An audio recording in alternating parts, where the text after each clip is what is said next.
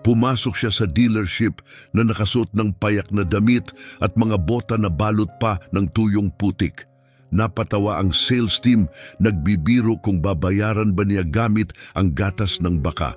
Ngunit nang ipinaliwanag niya kung sino talaga siya at ang totoong dahilan ng kanyang pagpunta, ang mga tawa ay napalitan ng luha. Nang umagang yon, dumating si Carlos Mendoza sa pinakamahal na Mercedes-Benz dealership sa Sao Paulo. Ipinarada ang kanyang lumang Ford truck sa harap mismo. Ang tanawin ay tila hindi totoo. Kumikinang sa ilaw ang mga marangyang sasakyan na nagkakahalaga ng milyon, samantalang ang kanyang pickup na 1,978 ay tila isang lumang labi kaysa sasakyan. Bumaba siya ng dahan-dahan, inayos ang kanyang kupas na sombrerong yari sa dayami at tumitig sa gusaling nababalutan ng salamin. Mas mukha itong dambana kaysa showroom. Sa edad na 62, dala ni Carlos ang bakas ng isang buhay na ginugol sa lupa.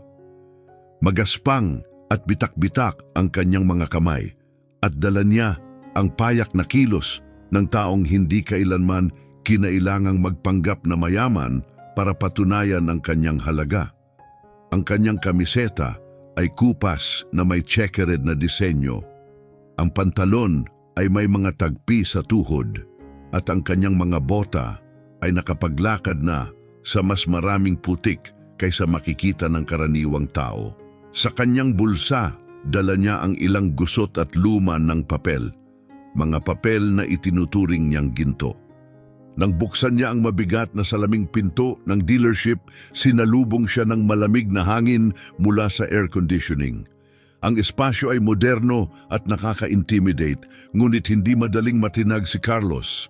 Ang sahig ay kasing kinis ng salamin at may marahang tugtog ng klasikong musika mula sa mga hindi nakikitang speaker. Ang amoy ng bagong sasakyan ay humalo sa bango ng Italian leather. Leather na mas mahal pa kada metro kwadrado kaysa minimum wage ng Brazil. 3 ahente ang nag-uusap malapit sa isang itim na Mercedes S-Class, kotse na mas mahal pa kaysa isang bahay sa probinsya. Nang pumasok si Carlos, nagtinginan sila. Una ang isa, sumunod ang isa pa, hanggang lahat sila'y sabay na tumingin.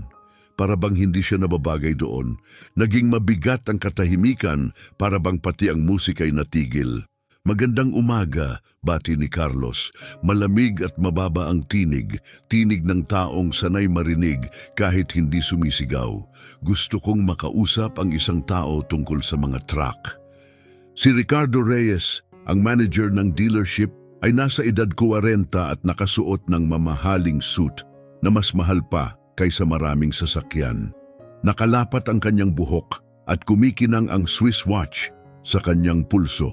Gumiti siya ng may kayabangan, ngiting mas panlilinlang kaysa tunay na pakikipagkapwa. Pasimpleng bumulong siya kay Anita, isang saleswoman na halos hindi maitago ang kanyang tawa. Trucks, ulit ni Ricardo, para bang banyaga ang salita. Ginoo, sigurado ba kayo na nasa tamang lugar kayo? Ito ay Mercedes dealership, hindi tambakan ng lumang bakal. Natawa ang lahat, hindi gumalaw si Carlos. Marami na siyang dinaanang mas masakit mula sa mas masasamang tao. Hindi niya tinaasan ng boses, inayos lamang ang sombrero at muling nagsabi, "Mga Mercedes trucks, nandito ako para bumili ng 15." Mas lumakas ang tawanan. Yumuko si Anita at bumulong kay Ricardo, sapat para marinig ni Carlos. Baka iniisip niyang toy store ito. 15 truck, ha? Sabi ni Ricardo na tinitingnan si Carlos mula ulo hanggang paa. O balak mong magbayad gamit ang gatas at itlog gaya ng dati sa bukid? Umalingaw-ngaw ang tawanan na pati ibang customer sa showroom ay napatingin. Uminit ang pakiramdam ni Carlos, hindi dahil sa hiya, kundi dahil sa tahimik na galit sa mga taong nagmamalaki dahil lamang sa mamahaling kasuotan. Pwede bang makita ang mga truck? Muling tanong niya, kalmado pa rin. Nadala ko ang buong bayad, ibabayad ko ng cash upfront. Napahalakhak si Ricardo. Upfront? Alam mo ba kung magkano ang isang Mercedes truck? Hindi ito karitela. Alam ko, sagot ni Carlos, sabay labas ng bungkos ng gusot na papel mula sa kanyang bulsa. Iyon ang dahilan kung bakit ako nandito. Interesado ako sa pinakamagandang modelo at kailangan ko ng 15. Hindi man lang tiningnan ni Ricardo ang mga dokumento, iwinasiwas niya ang kamay na para bang nagtataboy ng langaw. Anita, tawagan mo ang second-hand dealership. Baka may bagay na mas akma para sa kaibigan nating ito. Ricardo, sambit ni Carlos at may bigat ang kanyang tinig na nagpatahimik sa manager. Hindi ako nandito para sa second-hand. Nandito ako para bumili ng 15 brand new Mercedes trucks, top models, 0 kilometer.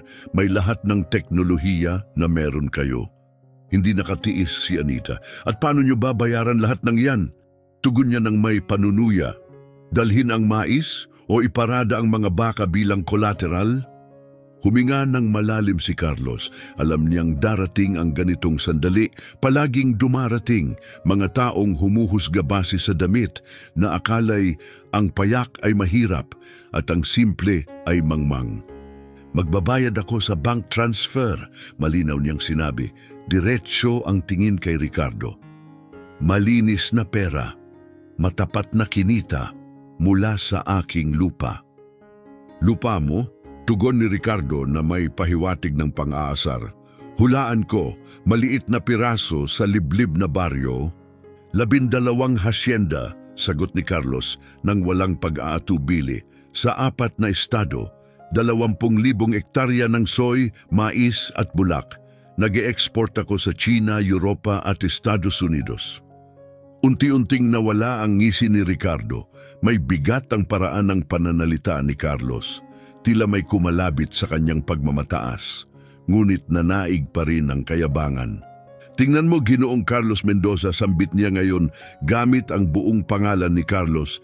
Naiintindihan ko, lahat may pangarap. Pero ang lugar na ito, hindi ito entablado para sa biro. Ang bawat truck na ito ay nagkakahalaga ng mahigit ₱250,000. Ibig sabihin, ang pagbili ng 15 ay aabot ng higit 7 milyon. Pangungutya ni Ricardo. Alam mo ba talaga kung gaano kalaki ang perang iyon? Alam ko ng eksakto, tugon ni Carlos, maingat na binubuksan ang isa sa mga gusot na papel mula sa kanyang bulsa. Na-check ko na. 15 Mercedes Actros, Dones 151, 604 na konfigurasyon, fully equipped, aabot ng 7,450,000 reais. Ginawa ko ang aking pananaliksik. Tumigil sa pagtawa si Ricardo. Ang halaga ay tama, masyadong eksakto para hulaan lamang. Malinaw na pinag-aralan ni Carlos ang lahat. Ngunit sa halip na aminin na maaring minamaliit niya ang lalaki, nanaig ang kanyang sugatang ego. At saan mo ginawa ang research na ito? Pang-uuyam niya. Online, kahit sino pwedeng mag-browse ng website, madaling mag-click, ang magbayad ay ibang usapan. Gusto kong makausap ang may-ari ng dealership na ito, sabi ni Carlos, mahinahong ibinalik ang mga papel sa kanyang bulsa. Si Dr. Fernando ay hindi nakikipagkita kung kani-kanino, mariing sagot ni Ricardo. Nakikipag-usap lang siya sa VIPs, tunay na negosyante, sa mga taong may halaga. Kung ganoon, ayusin mo ang meeting, sagot ni Carlos. Maghihintay ako. Maghihintay, singit ni Anita halatang naiinis. Ginoo, hindi ganyan gumagana ang mga bagay dito. Nakaplano ang schedule ni Dr. Fernando. Hindi ka basta makakalapit at hihingi ng audience. Hindi ako nagmamakaawa, tugon ni Carlos, nananatiling kalmado. Humihiling lang ako at handa akong maghintay gaano man katagal. Nagtinginan sina Ricardo at Anita, naiipit sila. Dumadating na ang mas mayayamang kliyente at ang simpleng estrangherong ito na may lumang bota at tahimik na presensya ay sumisira sa imaheng pinapakinis nila. Ginoong Carlos, wika ni Ricardo nagbigay ng huling tulak. Bakit hindi ka muna umuwi, ayusin ang iyong mga dokumento at bumalik sa ibang araw, siguro sa dealership na mas babagay sa iyong profile? Tumingin si Carlos sa paligid. Nakita niya ang kumikislap na mga sasakyan, ang makikinis na suit, ang mga kliyenteng dumarating na nakasuot ng mamahaling kasuotan. Ngunit nakita rin niya ang isang bagay na hindi nila nakikita. Isang mundong nalilito sa pagitan ng yaman at halaga, kung saan mas mahalaga na ang anyo kaysa sa pagkatao. Doon ako uupo at maghihintay, sabi niya. Itinuro ang leather couches sa lobby. Kapag dumating si Doktor, Fernando, ikalulugod kong makausap siya. At ganun nga ang ginawa niya. Umupo siya sa sofa, maingat na inalis ang sombrero, inilagay ito sa kanyang kandungan at nanatiling tahimik, taglay ang pasensya ng isang taong sanay maghasik ng binhi at maghintay ng tamang oras ng anihan. Naging balisa si Ricardo, lalong hindi mapakali si Anita. Ang ibang staff ay nagbubulungan, hindi alam ang gagawin. Habang dumarating ang mga marangyang kliyente, ang matandang lalaking tahimik na nakaupo sa sofa ay nagiging sanhi ng pagkailang. Ngunit hindi na tinag si Carlos. Dumating siya na may layunin, isang misyon na higit sa iniisip ng kahit sino sa kanila. Isang pangakong mas mahalaga pa kaysa 7 milyong reais. Habang naghihintay, nagmasid siya. Pinag-aralan niya kung paano mag-usap ang mga tao, kung paano sila tumingin sa iba, kung paano sinusukat ng kanilang mga mata ang halaga batay sa sapatos at damit. Ngunit may alam siya na hindi nila alam na ang tagumpay ay hindi katumbas ng dangal at ang pera ay hindi katumbas ng integridad. At malapit nang matutunan ng lahat sa showroom na iyon, ang aral na hindi nila makakalimutan, na nililin lang ng anyo na ang tunay na halaga ay nagmumula sa puso, hindi sa moda. Lumipas ang isang oras, hindi gumalaw si Carlos. Tahimik siyang nakaupo, sombrero sa kanyang kandungan, matay matatag. Lalong naiinis si Ricardo. Nasisira ang perpektong showroom vibe dahil lamang sa kanyang presensya. Pumapasok ang mga kliyente, napapatingin sa matandang nakaupo ng payapa at napapataas ng kilay. Anita, bulong ni Ricardo, hinila siya sa gilid. Hindi pwede ito, mukha siyang pulubi na namamalimos. Alam ko, pabulong na sagot ni Anita, tinitingnan si Carlos ng may paghamak. Malamang napadpad lang siya dito mula sa kalsada. Ang mga taong gaya niya, hindi alam kung saan sila hindi nababagay. Kailangan natin siyang palabasin bago dumating ang totoong importante. At sa mismong sandaling iyon, bumukas ang salaming pinto. Pumasok si Rowena Ortega, asawa ng makapangyarihang kongresista. Naka-eleganteng kasuotan, may dalang designer handbag na marahil mas mahal pa kaysa isang kotse. Huminto siya agad, napatitig kay Carlos at napangiwi ang mukha. Ano ang nangyayari dito? Sigaw niya, tinuturo si Carlos. Kailan pa naging charity shelter ang dealership na ito? Agad na lumapit si Ricardo, pilit inililigtas ang sitwasyon. Mrs. Rowena, taos-puso akong humihingi ng paumanhin, inaasikaso na namin. Inaasikaso. Gano'n na katagal nakaupo ang taong iyan? Hindi pa matagal, ma'am. Ipapaalis na namin siya agad. Tiningnan ni Rowena si Carlos mula ulo hanggang paa, may halong pagkasuklam at pagmamataas. Makinig ka, Ricardo, marin niyang sabi. Hindi ako pumupunta sa mga lugar na kung sino-sino lang ay pinapapasok. Ang asawa ko ay public figure. Hindi ko hahayaang ma-associate sa bagay na iyan. Narinig lahat ni Carlos, nakita niya ang bawat irap, bawat mapanghusgang tingin. Ngunit nanatili siyang kalmado. Pinatatag ng tinig na dala niya sa kanyang puso, ang tinig ng kanyang anak na babae. Dad, ikaw ang pinakamapangahas na taong kilala ko. Ano kaya ang iisipin ng anak niya ngayon? Nakikita ang ama niyang itinuturing na parang asong ligaw, parang wala siyang halaga? Muling lumapit si Ricardo, ngayon ay mas matalim ang tono. Ginoo, Ikinalulungkot ko, ngunit nagbago ang sitwasyon. Nandito na ang ilan sa pinakamahalagang kliyente. Kailangan nyo nang umalis. Dahan-dahang iniangat ni Carlos ang kanyang mga mata.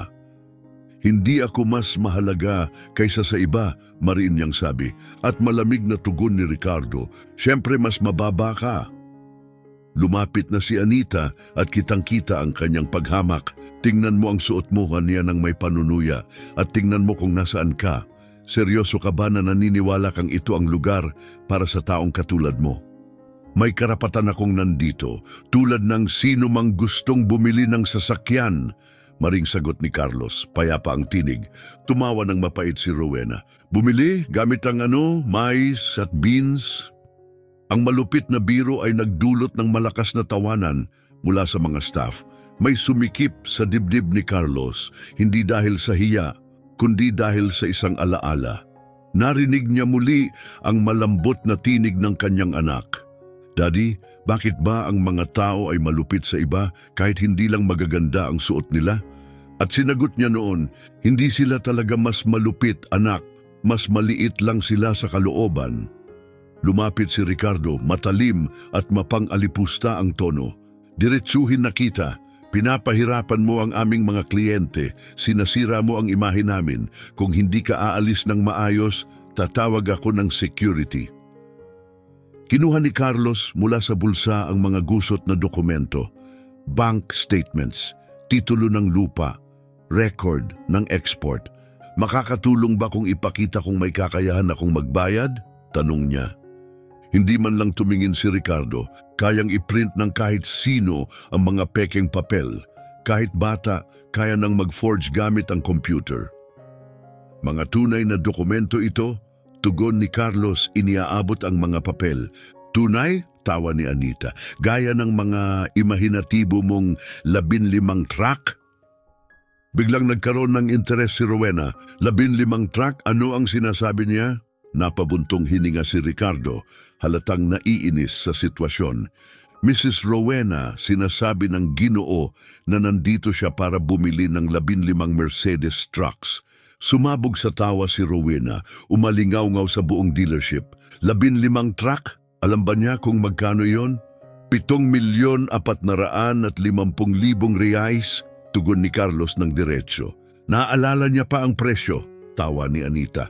Siguro nakita niya online. Online? Dagdag ni Ricardo. Siguro akala niya ang Google ay parang manghuhulang diwata.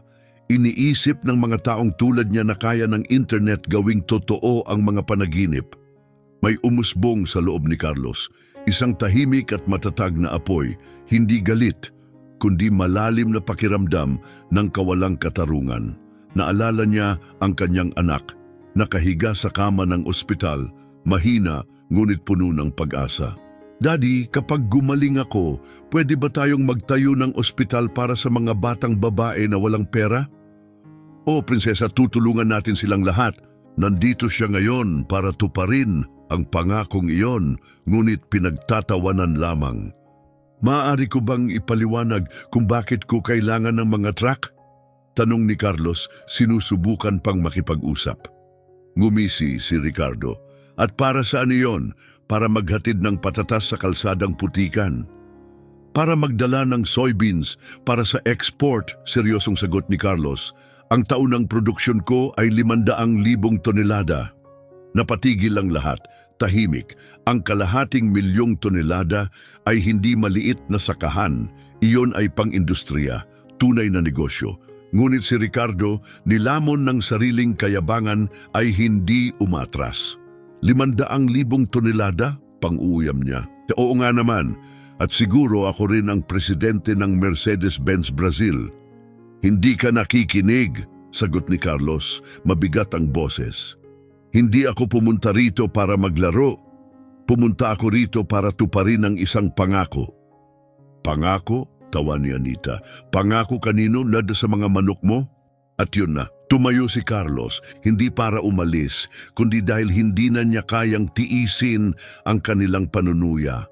May bagyong namumuo sa loob niya, hindi magulo, kundi kontrolado, matatag. Mag-ingat ka sa sinasabi mo, babala niya, mababa, ngunit matatag ang tinig. At kung hindi, sabat ni Ricardo kunwaring matapang, ipapadala mo ba ang mga manok mo sa akin? Wala akong gagawin, sagot ni Carlos, ngunit ang bigat ng kanyang boses ay nagpatigil kay Ricardo, na paatras ng hindi namamalayan. Mananatili lang ako dito hanggang may taong magpakita sa akin ng respeto. Si Rowena, natutuwa sa drama, ay bumaling kay Ricardo. Tawagin mo ang security, sayang ang oras sa mga taong ganito. Mga taong ano? Tanong ni Carlos, diretso ang tingin sa kanya. Mga taong hindi alam kung saan sila nababagay. Ako ang magpapasya kung saan ako nababagay, mariing sagot ni Carlos. Lalo na kung kaya kong bayaran ang lugar na ito. Anong pera? Tugon ni Rowena. Tunay na cash o monopoly money? Muling naupo si Carlos, huminga ng malalim at mahinahon. Kinailangan niyang kontrolin ang damdaming unti-unting bumabalot sa kanya.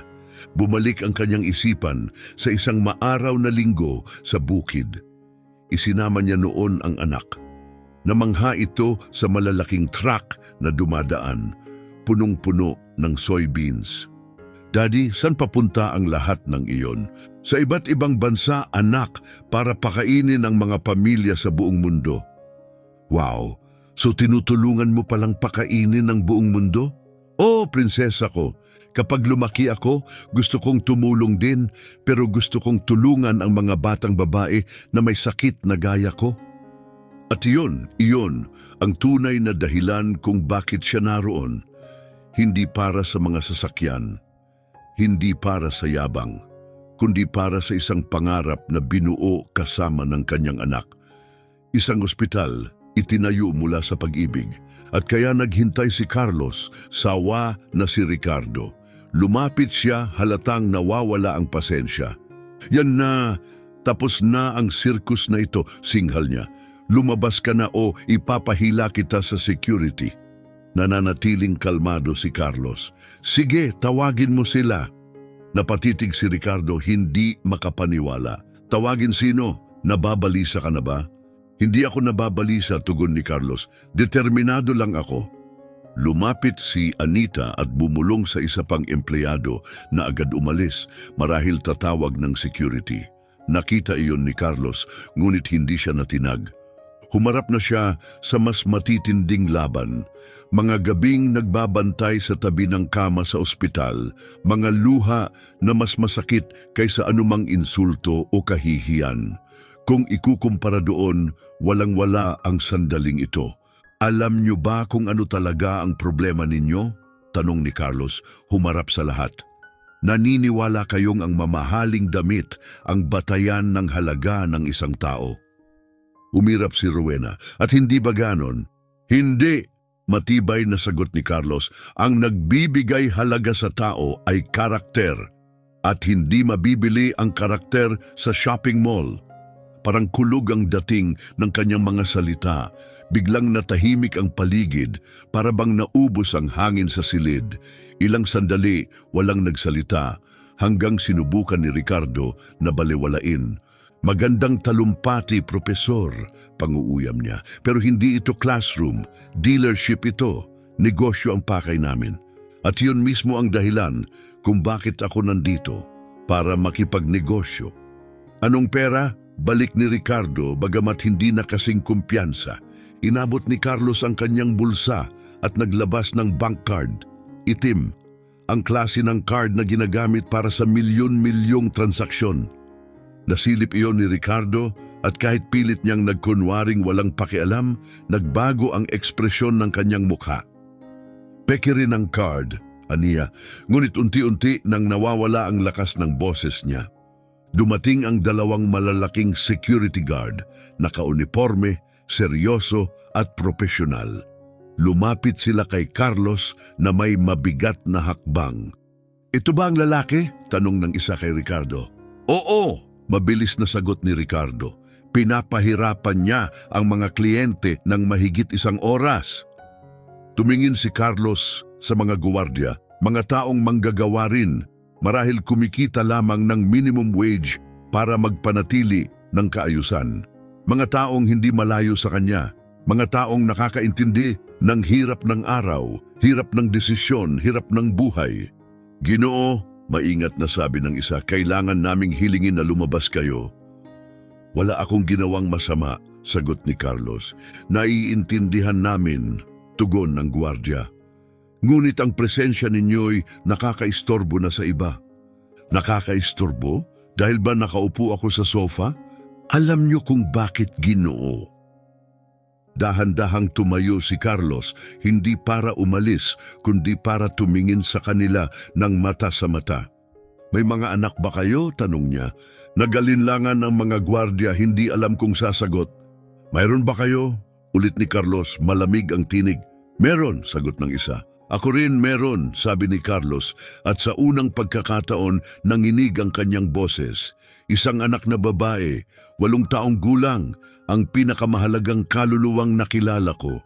Nagbago ang himig sa dealership, nawala ang kapalaluan sa hangin. Pati si Rowena ay napatigil sa pang-iinsulto. Binigyan niya ako ng pangako bago siya lumisan sa mundong ito. Pagpapatuloy ni Carlos, bahagyang basag ang boses. At nandito ako para tuparin iyon, hindi ako aalis hanggat hindi ko natutupad. Anong klaseng pangako? Tanong ng isa sa mga gwardya, ngayon ay mas mahinahon na ang tono. Bumaling si Carlos sa mga taong umalipusta sa kanya, sina Ricardo, Anita, Rowena at ang iba pa. Pangakong mas mahalaga pa kaysa lahat ng sasakyan sa gusaling ito. Pagkasabi niya noon, muli siyang naupo. Nagkatinginan ang mga gwardya. Hindi nila alam ang gagawin. Paano nila hihilahin palabas ang isang amang nagdadalamhati na nasa isang misyon ng pag-ibig? Ilang segundo silang natigilan. Nararamdaman ni Ricardo na lumalabas sa kamay niya ang sitwasyon. Huling bagay na gusto niya ay isang eksenang maging viral. Kumaway siya sa mga guwardiya na umatras. Ako na ang bahala, pabulong niyang sabi, hawak ang sentido sa inis. Lumipas pa ang 2 oras. Hindi natinag si Carlos, nanatili siya sa sofa, sombrero sa kandungan, parang estatwa, walang reklamo, walang pagtatalo. Tanging matatag na pasensya. Ang kanyang katahimikan ang nagpabaliw sa lahat. Naglalakad si Ricardo, pabalik-balik, pinupunasan ang pawis sa noo. May mga kliyente na dumating, tumingin sa kakaibang tensyon sa showroom, at agad lumabas nang hindi man lang nagtagal. Walang kapani-paniwala ito, sigaw ni Rowena, pang 10 beses na marahil. Hindi ko pa naranasan ang ganitong klaseng pamamalakad. Halos mabaliw na rin si Anita. Nasira ang buong umaga. 3 benta ang nawala dahil sa bigat at tensyong bumalot sa lugar. Hindi tumigil ang pag-ring ng kanyang telepono. Mga kasamahan mula sa ibang branch ang tumatawag, nagtatanong kung ano raw ba ang nangyayari. Ito'y kaguluhan. Ngunit si Carlos nanatiling payapa. Marami na siyang dinaanan. Mas matindi pa ang kanyang tiniis at alam niya sa kaibuturan niya na darating ang sandali ng katotohanan. Sapagkat ang katotohanan gaano man katagal, palaging lilitaw sa ibabaw. Ricardo, bulong ni Anita sabay hila sa kanya ng mariin. Nawawala na ito sa kontrol. Nagtatanong na ang HQ. May nagpost na tungkol dito sa social media. Mabilis na lumingon si Ricardo. Nagpost ng larawan niya habang nakaupo sa lobby? At kumakalat na, may mga nagkokomento na. Sinasabi ng ilan na naging shelter na raw ng mga pulubi ang Mercedes. Naramdaman ni Ricardo ang pagdaloy ng lamig sa kanyang mukha. Unti-unting guguho ang malinis na reputasyon ng dealership dahil lang sa isang lalaking ayaw umalis. Ipakita mo sa akin ang post, utos niya. Iniabot ni Anita ang kanyang telepono. Sa screen, isang Instagram post ang sumasabog sa internet. Napakahiya-hiya sa Mercedes, isang pulubi ang nakaupo sa gitna ng showroom ng ilang oras, walang gumagawa ng kahit ano. Daan-daan na komento ang nagsimula ng pumasok. Ang ilan ay nanlilibak sa dealership dahil hinayaan nito ang iba na may ipinagtatanggol ang karapatan ng lalaki na naroon dahil showroom naman ito bukas sa publiko. Pero alinman sa mga iyon, sira na ang imahe, unti-unting nagiging krisis. Kailangan natin siyang paalisin. Ngayon din, singhal ni Ricardo, nanginginig ang panga. At paano, tugon ni Anita, wala naman siyang nilabag na batas, nakaupo lang siya. Tahimik lang si Carlos habang nagaganap ang lahat. Pinanood niya ang pagkataranta, ang tensyon, ang pagkabalisa sa mga mata ni Ricardo. Ngunit nakita rin niya ang mas malalim, ang mga taong inalipin ng karangyaan hanggang nakalimutan na ang pagkatao. Mga taong nakalimutan na sa ilalim ng alikabok na damit o lumang bota ay maaaring may pusong may kwento, may dahilan, mas mahalaga pa sa panlabas na anyo. Lumapit muli si Ricardo, ngayong sinusubukang magmukhang makatuwiran. Ginoo, may alok ako. Kung aalis ka ngayon, personal kong aayusin ang isang private appointment mo kay Dr. Fernando bukas. Ano sa tingin mo? Hindi nag-atubili si Carlos. Hindi. Gulat ni Ricardo. Hindi ko na pinaniniwalaan ang salita mo. Parang sampal iyon. Nanigas ang panga ni Ricardo. Sinasabi mong hindi ako mapagkakatiwalaan? Oo, diretsyong sagot ni Carlos. Paulit-ulit ka nang nagsinungaling sa akin simula nang dumating ako. Sumingit si Anita, halatang nasaktan. Kailan ka namin niloko? Sinabi niyo na hindi basta-basta nakikipagkita ang may-ari ng dealership. Hindi totoo yon. Bawat nagbabayad na customer ay may karapatang makausap ang manager. Hindi lahat ay totoong customer, singhal ni Anita. Totoo akong customer, tugon ni Carlos. Nandito ako para bumili, hindi para humingi ng limos. Sa sandaling yon, isang mag-asawang elegante na tumitingin sa isang luxury sedan ang lumapit. Hindi mapakali ang lalaki. Pasensya na, manager, mahina niyang sabi kay Ricardo. Ano bang nangyayari dito? Naiilang na ang asawa ko. Pinilit ngumiti ni Ricardo. Ginoong Augusto, paumanhin, inaayos na namin ito. Paano inaayos? Nakaupo na siya dyan ng ilang oras. Normal ba ito sa dealership ninyo? Napatingin si Ricardo kay Carlos, puno ng inis at pagkabigo. Ang matigas na magsasakang ito, payapa ngunit matibay, ay winawasak ang kanyang araw, ang kanyang mga benta at marahil pati kinabukasan niya sa dealership. Ginoong Carlos, muling pagsusumamo ni Ricardo, sinasaktan mo ang negosyo namin. Ginagawa mong hindi komportable ang ibang kliyente. Hindi iyon makatarungan. Dahan-dahang tumingin si Carlos. Makatarungan? Anya? Makatarungan bang ituring ang isang tao na parang basura dahil lang sa damit niya? Wala namang tumuring sa iyo na parang basura, sagot ni Ricardo. Wala ba? Ngumiti si Carlos ng mapait. Tinawag ninyo akong pulubi. Binirong magbabayad ako ng gatas ng baka. Tinawanan ninyo ako nang sabihin kong bibili ako ng mga truck. Kung hindi iyon pang-aalipusta, ano ang tawag doon? Mabigat ang katahimikan na sumunod. Ang klaseng pumupuno sa silid kapag nagsasalita ang katotohanan at walang may lakas ng loob na sumagot. Nagpumilit si Ricardo ng depensa. Kailangan mong maintindihan, maraming manloloko ngayon. Mga taong nagpapanggap na may pera. At sa tingin mo nagpapanggap ako? Hindi ko alam paano ako makakasiguro. Muling dinukot ni Carlos ang kanyang itim na bank card mula sa bulsa ng kanyang kamiseta. Inabot niya ito ngayon. Tawagan mo ang bangko, tingnan mo ang balanse. Kinuha ni Ricardo ang card, tinitigan ito, ngunit hindi kumilos, hindi tumawag. Walang halaga ang card, pwedeng peke. Kung ganon, ano ang gusto mo? Katibayan ng kita, mga dokumento, mga business credential? Oo, nadala ko ang lahat, itinuro ni Carlos ang parehong gusot na dokumento na ipinakita niya kanina. Ni hindi mo man lang tiningnan. Hinusgahan mo na ako bago pa ako nakapagsalita. Napagpasyahan mo na kung sino ako, base lang sa damit ko. Bumigat ang katahimikan at nakatusok ang mga salita dahil alam ng lahat na totoo yon. Bago pa makasagot si Ricardo, muling bumukas ang pinto ng showroom at pumasok ang isang kilalang tao, si Doktor Manuel Bautista, isa sa pinakamayayamang negosyante sa rehiyon, may-ari ng higanting supermarket empire, makapangyarihan, iginagalang, at matagal ng kliyente ng dealership na ito mismo. Ricardo, masayang tawag niya. Agad na umayos si Ricardo, pilit binabalik ang composure. Dr. Manuel, karangalan po, napakagandang makita kayo. Napunta ako rito para tingnan ang Mercedes na ipinakita mo sa akin noong nakaraang linggo. Masayang sabi ni Dr.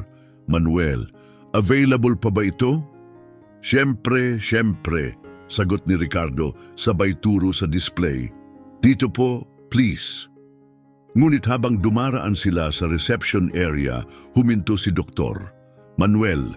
Napatingin siya kay Carlos, ang tahimik na lalaking nakaupo ng payapa sa mamahaling leather chair, nakasuot ng luma at kupas na damit. Sino ang ginoong yon? Tanong niya ng may paggalang, hindi panghuhusga. Isang sitwasyon na inaasikaso namin, sagot ni Ricardo. Halatang naiilang, pilit binabaliwala. Ngunit hindi nagpatuloy si Dr. Manuel. Sa halip nilapitan niya si Carlos, tila na intriga sa kalmadong presensya nito. Magandang umaga, Ginoo, bati niya ng may respeto. Maaari ko bang itanong kung ano ang nangyayari dito? Tumingala si Carlos at nakita sa unang pagkakataon sa araw na iyon, isang estranghero na may makikinis na sapatos, ngunit walang panghuhusga sa mga mata. Tanging tapat na interes. Napunta ako rito para bumili ng mga truck, sagot ni Carlos. Mahigit 2 oras na akong naghihintay na matulungan. Mga truck, ulit ni Dr. Manuel, ilan? 15, tugon ni Carlos ng simple. Nabigla si Dr. Manuel. Bumaling siya kay Ricardo, nagtataka. 15 Mercedes trucks? Malaking transaksyon iyan. Bakit walang tumutulong sa kanya? Nagsimulang magbulol si Ricardo. Kailangan naming i-verify, sumunod sa mga procedure. Procedure? Kunot noo si Dr. Manuel. Anong klaseng proseso? May mga dokumento ba siya? Meron, kalmadong sagot ni Carlos. Kung ganon, bakit hindi pa ito nire-review? Tanong ni Dr. Manuel. Bumuka ang bibig ni Ricardo, ngunit walang lumabas na sagot. Sumingit si Anita, sinusubukang magpaliwanag. Dr. Manuel, komplikado kasi ang sitwasyon. Komplikado paano? Nang dumating siya, suot ang ganyang damit, nagsabing bibili ng 15 trucks, parang hindi nilunok ni Anita ang laway niya, parang hindi ka panipaniwala. Muling tumingin si Dr. Manuel kay Carlos, hindi sa kanyang suot, kundi sa kanyang pagkatao. Napansin niya ang tindig ng isang taong sanay tumayo ng matatag, ang mga kamay na tumigas dahil sa dekada ng paggawa, at mga matang hindi puno ng galit kundi ng kalungkutan at higit pa roon, layunin. Pwede ko bang makita ang mga dokumento ninyo, Ginoo? Magalang na tanong ni Dr. Manuel. Dinukot ni Carlos ang mga papel mula sa bulsa at iniabot. Isa-isang binuklat ni Dr. Manuel at sinuri ng mabuti. Unti-unting nagbago ang ekspresyon niya sa bawat linya.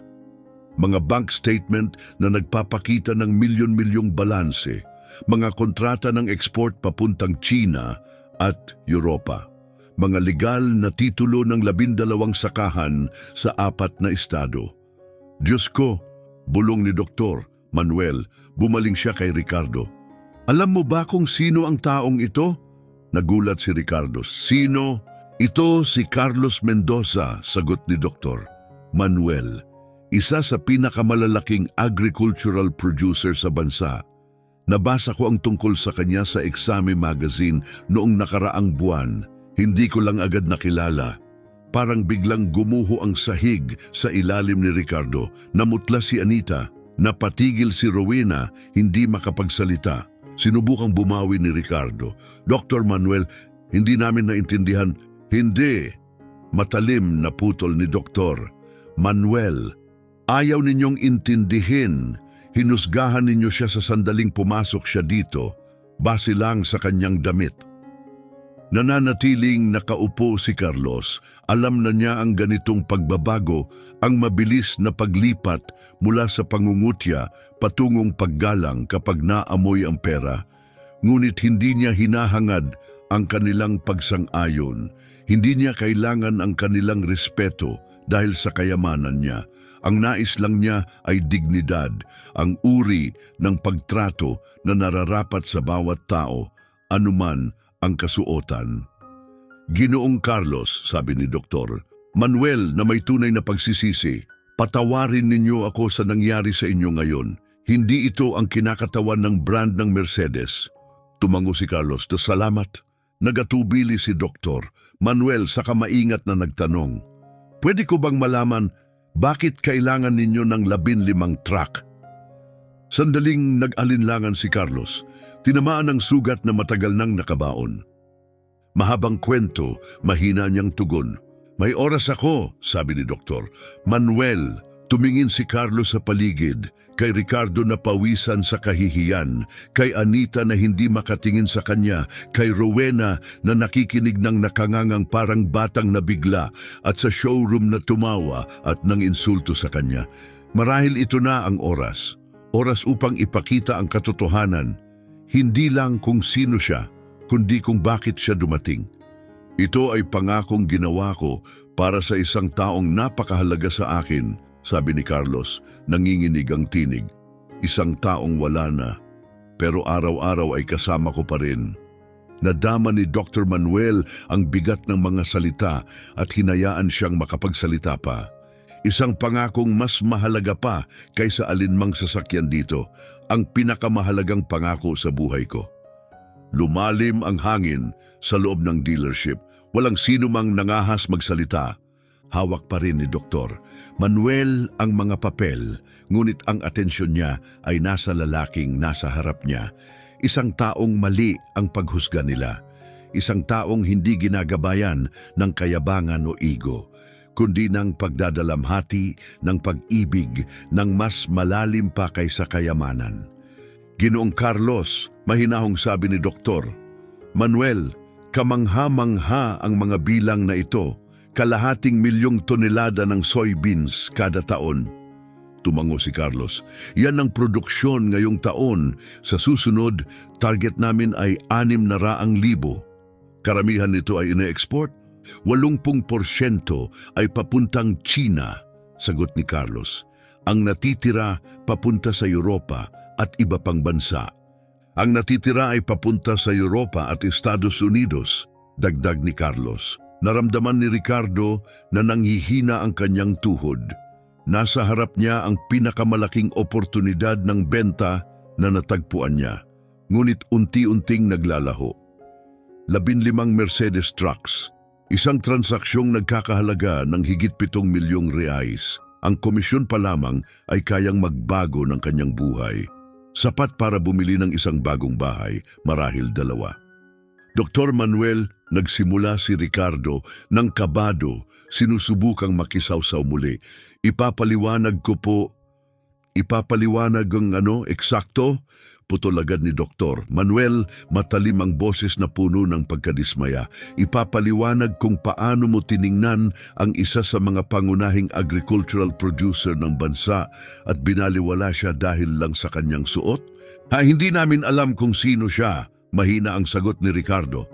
Hindi, matatag na sabi ni Dr. Manuel. Ayaw ninyong malaman, pinili ninyong tumawa imbes na makinig.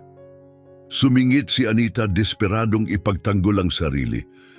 Dr. Manuel, pakiusap, kailangan ninyong maintindihan ang posisyon namin.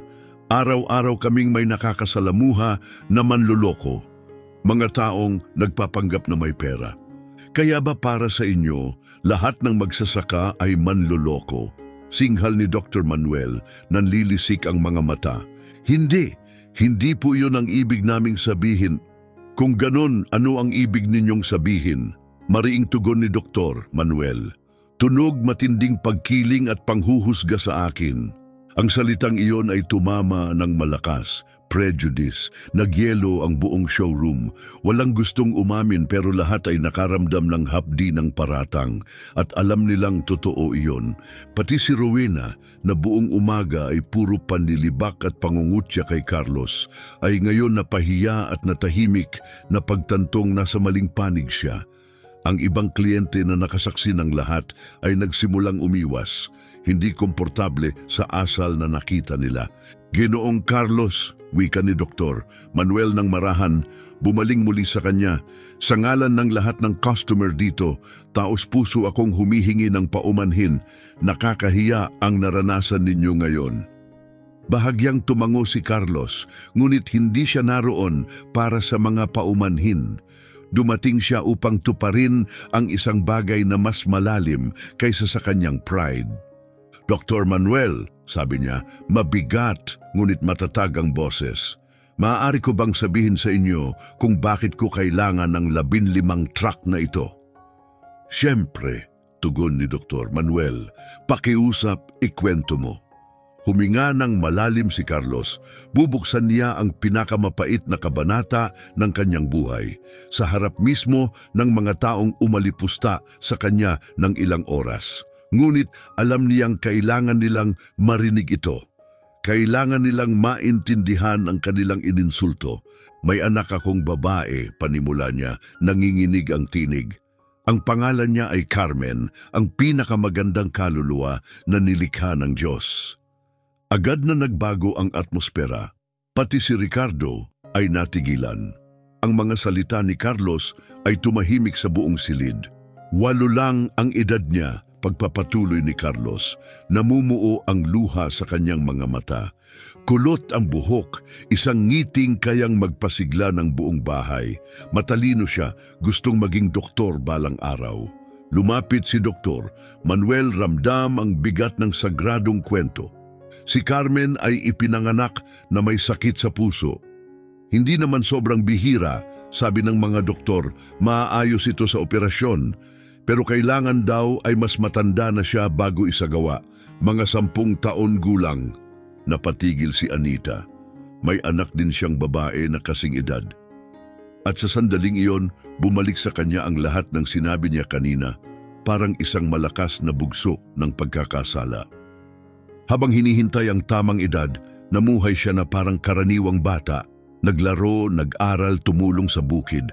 Gustong-gusto niyang pinapanood ang mga truck na umaalis, puno ng soybeans. Lagi niyang tinatanong kung saan pupunta ang mga iyon. Sandaling tumigil si Carlos, sinusubukang tibayan ang sarili. Isang araw, tinanong niya, Dad, nakakatulong ba ang soy natin na pakainin ng mga tao sa ibang lugar? Sinabi kong oo, at bigla siyang nagningning. Napakaganda niyan, Dad. Ibig sabihin tumutulong tayong pakainin ang buong mundo. Ganun siyang mag-isip, lagi niyang iniisip kung paano makakatulong. Napayuko si Ricardo, puno ng kahihiyan. Nilait niya ang isang taong may dala palang pasakit na hindi kayang pantayan ng kahit sino. 2 taon ang nakalipas, nagbago ang lahat. Nagsimulang bumigay ang puso niya ng mas maaga kaysa inaasahan. Hindi na pwedeng maghintay. Sabi ng mga doktor, kailangan na agad ang operasyon. Nanginginig ang tinig ni Carlos. Si Dr. Manuel ay bumunot ng panyo. Pinahid ang luhang tumulo sa kanyang pisngi. Isinschedule ang operasyon para sa isang Lunes, Agosto 2024. Sobrang saya ni Carmen. Paulit-ulit niyang sinasabi, pagkatapos nito, makakatakbo na ako sa bukid nang hindi napapagod. Hindi na napigilan ni Carlos ang mga luha. Dumaloy ito ng walang patid. Gabi bago ang operasyon, tinawag niya ako sa kanyang kwarto.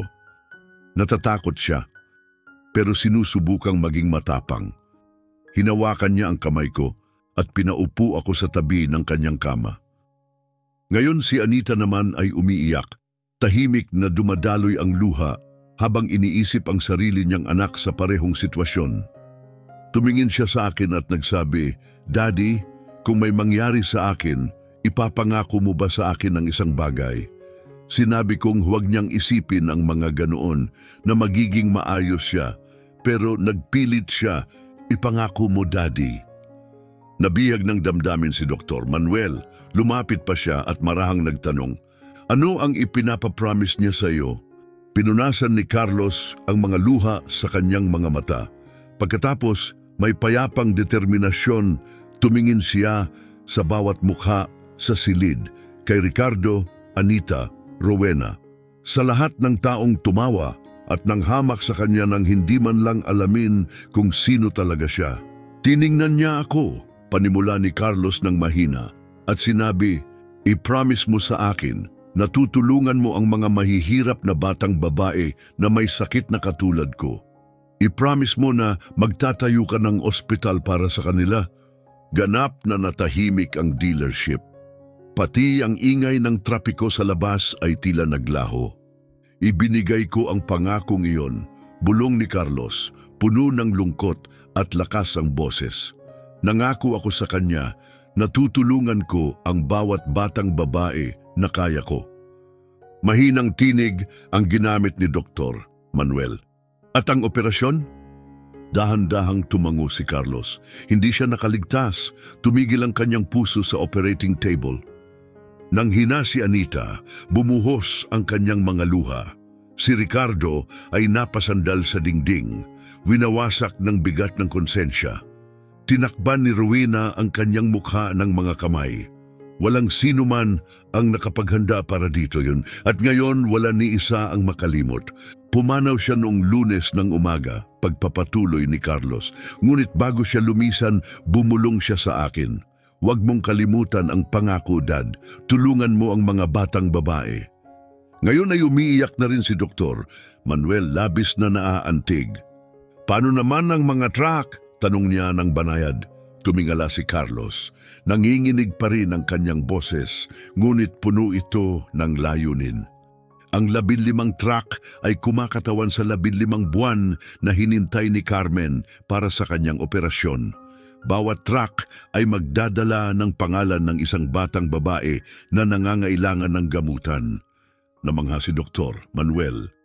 Ibig mong sabihin, bawat isa ay kakatawan sa isang batang nangangailangan. Oo, tugon ni Carlos. Gagamitin ko sila para palawakin ang produksyon ng bukid at bawat sentimo ng karagdagang kita ay mapupunta sa pagtatayo ng isang libreng ospital para lamang sa mga bata. Tatawagin itong Carmen Hospital. Parang tinamaan ng kidlat ang buong gusali. Lahat ay nagbago sa sandaling iyon. Hindi dumating si Carlos para lamang sa isang business deal. Dumating siya para sa isang misyon na isinilang mula sa pag-ibig, sa pagdadalamhati at sa isang pangako na tanging isang ama lang ang makakaunawa. Kaya ko kailangan ang pinakamagagandang truck, paliwanag niya. Pinakamabisang modelo, pinakamoderno.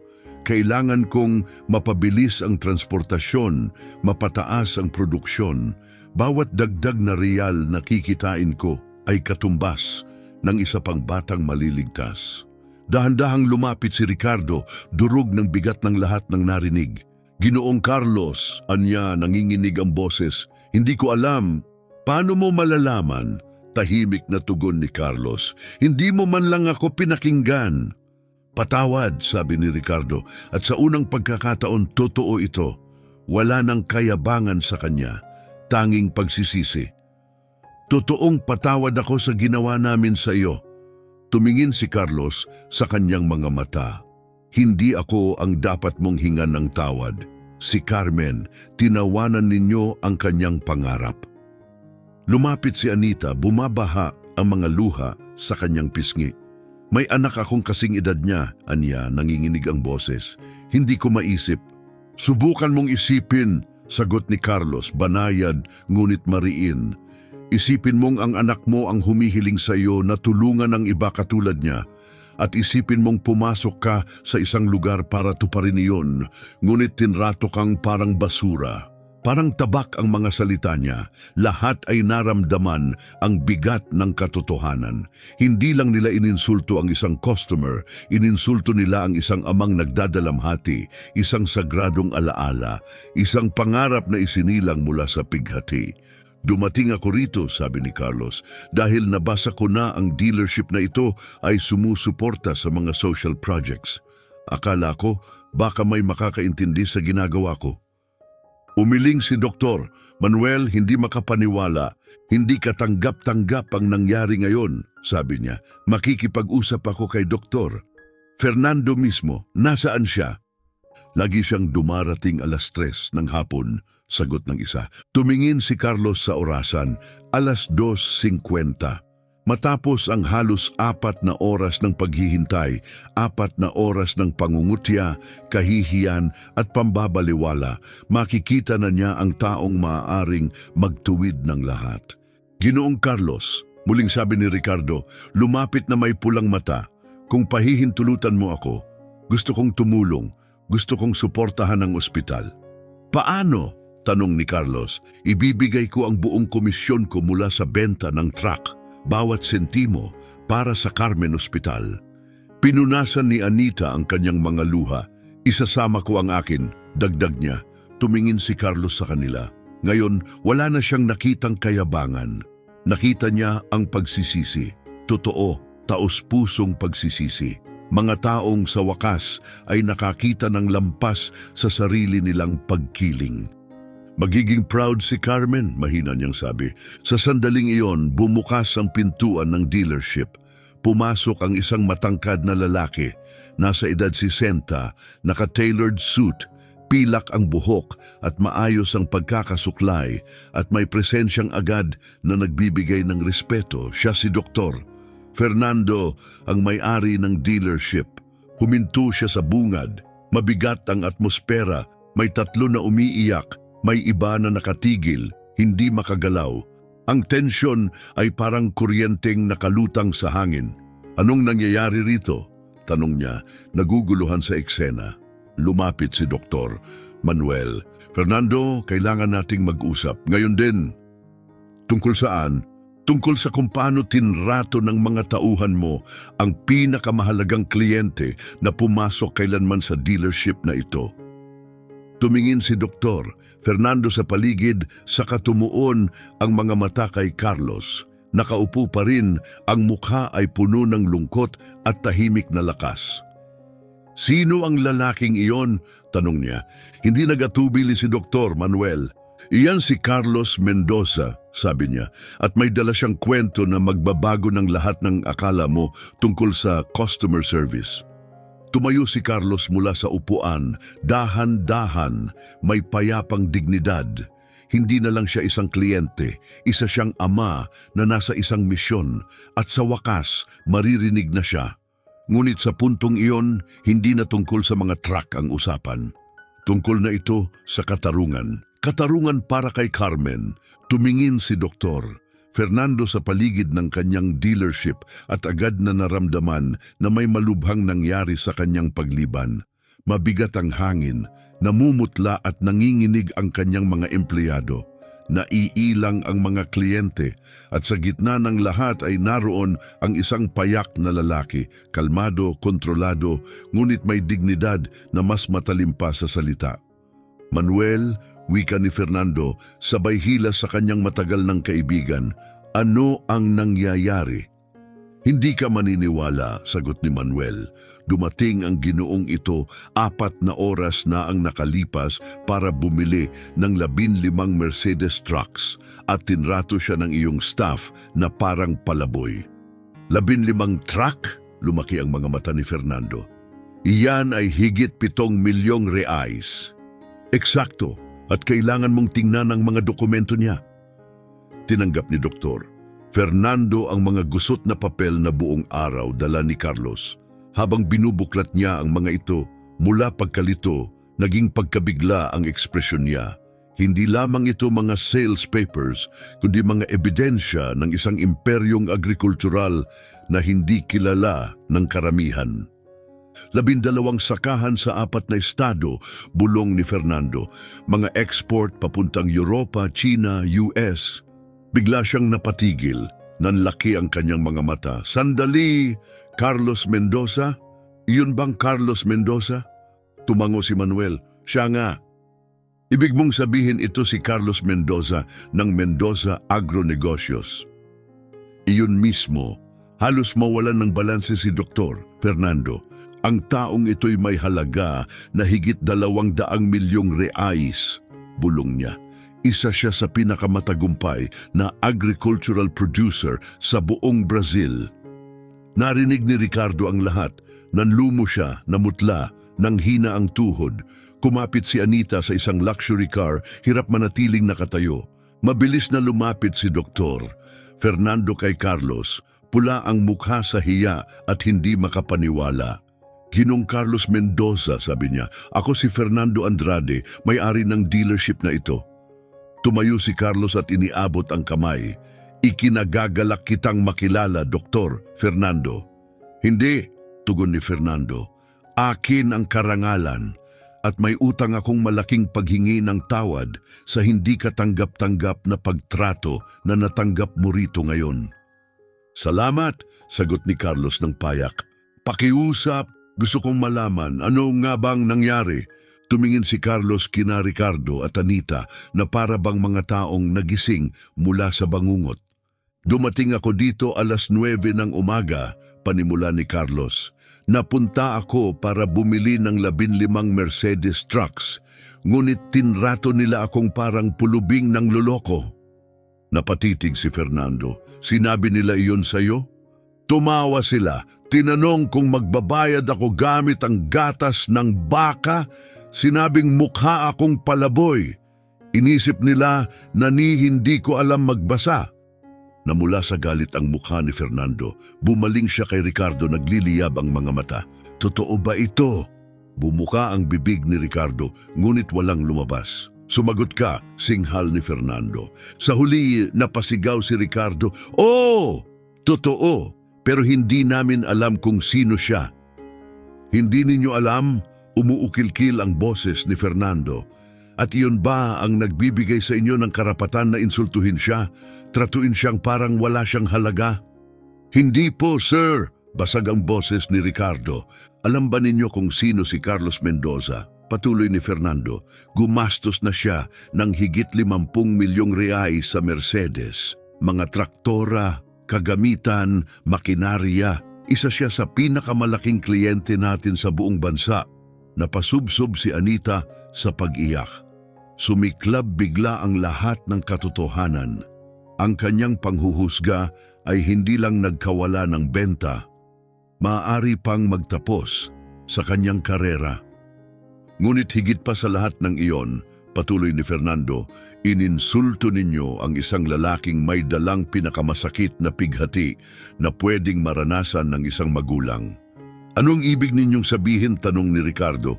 Naguguluhan, lumapit si Dr. Manuel, mas mahina ang boses ngayon. Fernando, nawala ang anak ni Carlos. Noong nakaraang taon lang, 8 ang edad.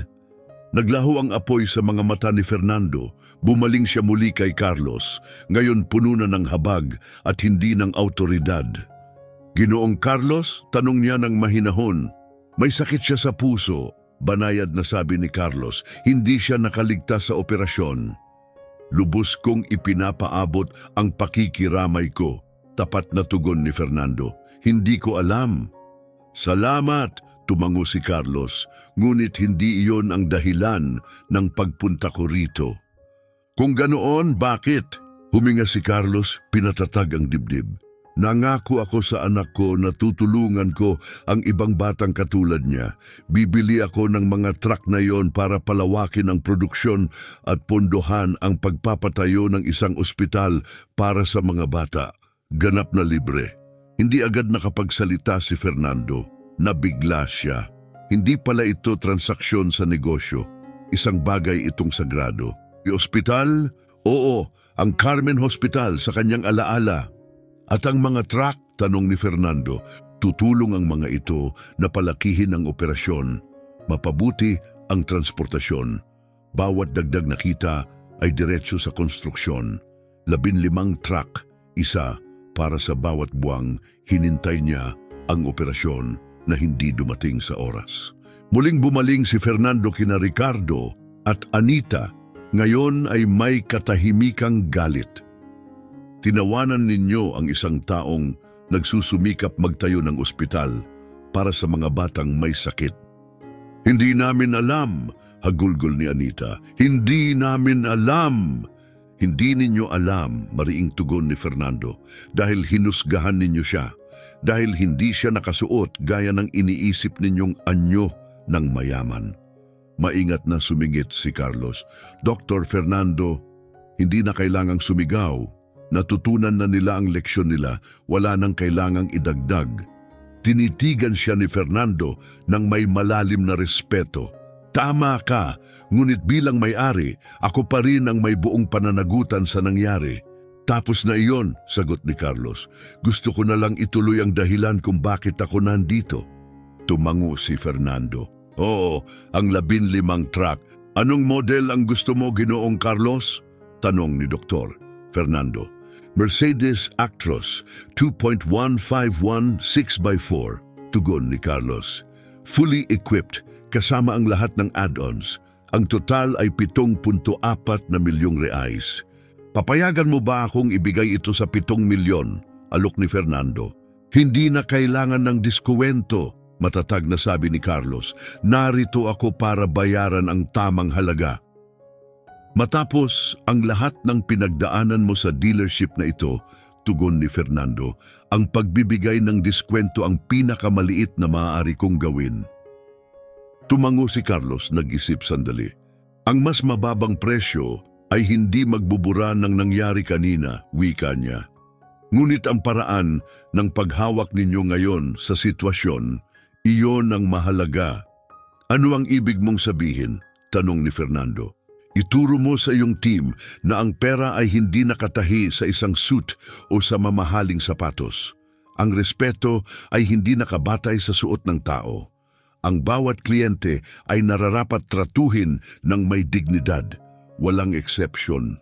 Bumaling si Dr. Fernando sa kanyang staff. Ricardo, Anita, narinig niyo ba yon? Opo sir, sabay nilang tugon, mahina at nahihiya. Mula ngayon, sino mang huhusga sa customer batay sa itsura ay agad na tatanggalin. Naiintindihan? Opo sir, sagot ni Ricardo, halos hindi na makapagsalita. Pagkatapos, bumaling si Dr. Fernando kay Carlos. Ginoong Carlos, lampas sa mga truck, may alok akong nais iharap sa iyo. Handa akong makinig, tugon ni Carlos. Karangalan para sa Mercedes-Benz na maging opisyal na katuwang ng Carmen Hospital. Simula ngayon, magdo-donate kami ng 1% ng taunang kita para suportahan ang adhikaing ito. Napatigil si Carlos na bigla. Napakalaking kabutihan yan. Iyon ang pinakamaliit na magagawa namin sa alaala ng isang batang babae na ang pangarap ay nararapat sa pinakamalaking parangal na maibibigay namin. Muling bumalik ang luha sa mga mata ni Carlos. Matutuwa si Carmen, sobrang matutuwa siya. Lumapit si Rowena na buong oras ay nanatiling tahimik, ngunit ngayon ay bitbit ang bigat ng konsensya sa kanyang mukha. Ginoong Carlos, mahina niyang sabi, nanginginig ang tinig, gusto kong humingi ng tawad, napakasama ng trato ko sa iyo. Kalimutan na, sagot agad ni Carlos, walang pag-aalinlangan.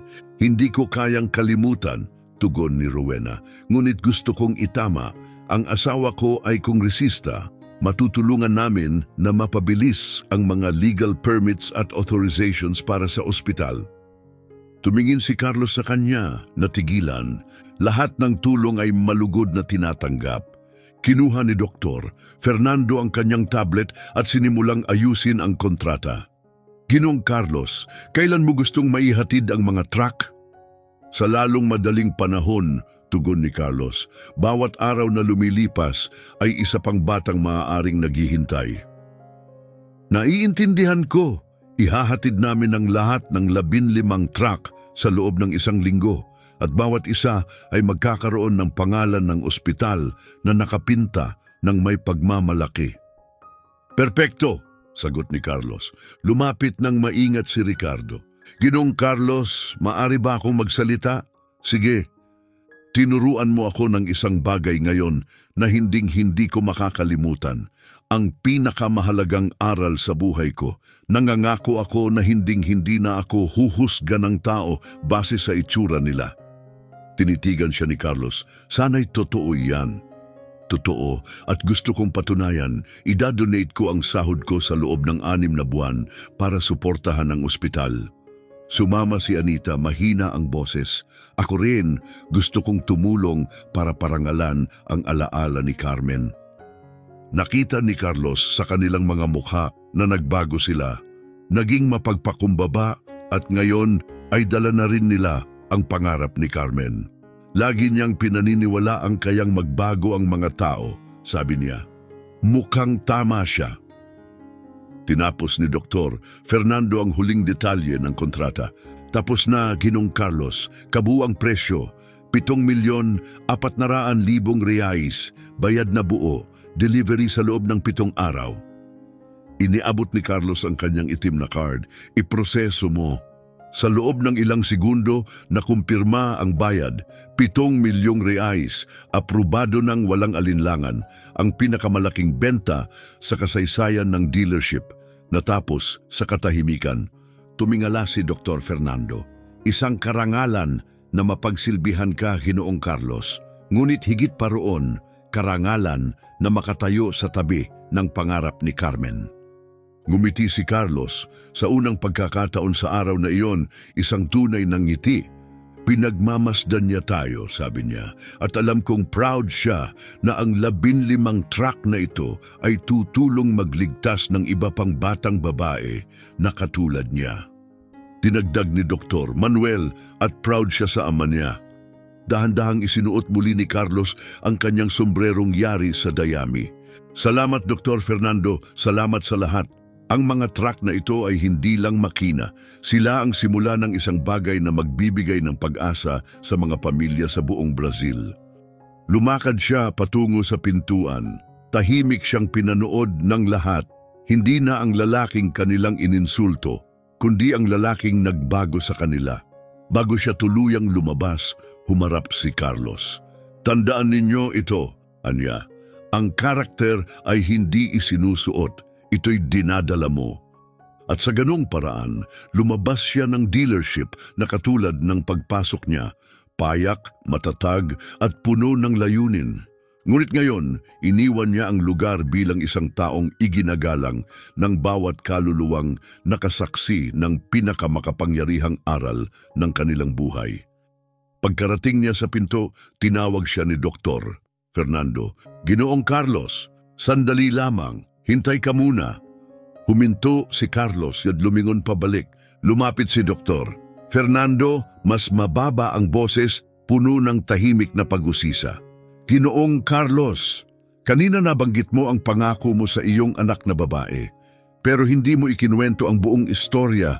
Maaari bang maibahagi mo sa amin? Nag-atubili si Carlos. Ang mga alaalay parang bukas na sugat. Masakit pa rin, sariwa pa rin. Ngunit habang tumingin siya sa paligid, nakita niya ang mga mukha ng mga taong hindi na nanlilibak. Mga mukhang tunay na nakikinig. Mga taong nagkamali ngunit sabik na ngayong makaunawa. Sigurado ba kayong gusto ninyong marinig? Mahina niyang tanong. Oo, tugon ni Dr. Fernando, para sa kanilang lahat. Kung susuportahan namin ang Carmen Hospital, dapat maunawaan din namin ang puso sa likod nito. Tumango si Carlos, humakbang pasulong at dahan-dahang tumayo sa gitna ng showroom. Lahat ay nakinig, sina Ricardo, Anita, Dr. Manuel, Rowena, pati ang mga gwardya. Walang nangahas na tumingin sa iba. Ipinanganak si Carmen noong Marso 8, 2016, panimula niya, nanginginig ang boses. Pinakamasayang araw ng buhay ko, malakas siya, malusog, umiyak na parang mandirigma. Tiningnan ko siya at inisip, ang batang ito'y sasakupin ang mundo. Nababalutan ng katahimikan ang buong dealership. Pagka-6 na buwan niya, natuklasan ng mga doktor na may depekto ang puso niya. Sinabi nila na maayos naman ito, pero kailangang maghintay. Mga 10 taon daw bago sapat ang katawan niya para sa operasyon. Patagong pinunasan ni Anita ang luhang hindi niya namalayang tumulo. Pero hindi hinayaan ni Carmen na pigilan siya pagpapatuloy ni Carlos. Alam niya ang kondisyon niya, pero hindi niya ginawang dahilan iyon. Sa katunayan, tinignan pa niya itong kakaiba. Lagi niyang sinasabi, binigyan ako ng Diyos ng espesyal na puso dahil alam niya na kaya kong buhatin ito. Mahinang bulong ni Dr. Manuel, napakahusay na bata. Tama ka, sagot ni Carlos, halos mabasag ang boses. Sa edad na 7, marunong na siyang magbasa, nilalantakan ang mga librong tungkol sa siyensya at katawan ng tao. Gusto niyang maging doktor, isang heart surgeon. Sabi niya, aayusin niya ang puso ng ibang batang katulad niya. Huminto sandali si Carlos, pinatatag ang sarili. Bawat linggo, sumasama siya sa akin sa bukid. Gustong-gusto niya ang mga traktora, ang lupa, ang mga manggagawa. Lahat ay mahal siya. Mahinang tanong ni Dr. Fernando. At ang mga truck? Ngumiti si Carlos sa gitna ng dalamhati. Fascinated siya sa mga iyon. Kayang mag-ubos ng oras kakatingin habang nilalagyan ng soybeans. Sunod-sunod ang tanong, saan pupunta ang mga truck, gaano kalayo, ilang tao ang mapapakain ng soy? Lalong lumambot ang tinig niya. Naalala ko minsan, 7 taong gulang siya, tinanong niya ako, Dad, ilang tao ang pinapakain natin sa lahat ng soy na iyon? Sinabi ko, 1,000, baka higit pa. At pumalakpak siya, sabay sabi, wow, ibig sabihin food heroes tayo. Naramdaman ni Ricardo ang kirot sa dibdib, nakasandal sa isang mamahaling kotse. Mula noon, patuloy ni Carlos, naniniwala siya na hindi lang negosyo ang bukid namin, may misyon ito. Tinutulungan nating pakainin ang mundo, Dad. Lagi niyang sinasabi, kapag lumaki ako, tutulong din ako. Pero aalagaan ko ang mga batang babae na katulad kong may sakit.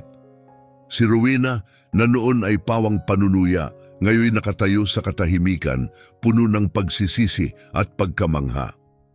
Pero noong nakaraang taon, nagbago ang lahat, sabi ni Carlos. Noong Hulyo, sinabi ng mga doktor na hindi na pwedeng maghintay. Bumibigay na ang kanyang puso, na schedule ang operasyon noong Agosto.